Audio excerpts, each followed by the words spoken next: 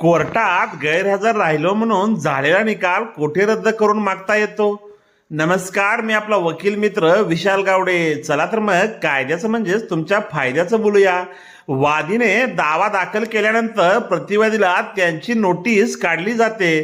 ती नोटीस जर दिवाणी प्रक्रिया संहितेमध्ये नमूद केलेल्या तरतुदीप्रमाणे योग्य व कायदेशीररित्या बजावणी झालेली नसेल व तशी बजावणी न होता प्रतिवादी मेहरबान कोर्टात गैरहजर राहिला म्हणून एखादा हुकुमनामा माननीय न्यायालयाने पारित केलेला असेल तर त्या एकतर्फा हुकुमनाम्याच्या विरुद्ध म्हणजेच एक्स पार्टी डिक्रीच्या विरुद्ध ज्या न्यायालयाने जो हुकुमनामा पारित केलेला आहे त्याच न्यायालयामध्ये सुद्धा तो आदेश रद्द होऊन मिळण्यासाठीचा अर्ज दाखल करता येतो.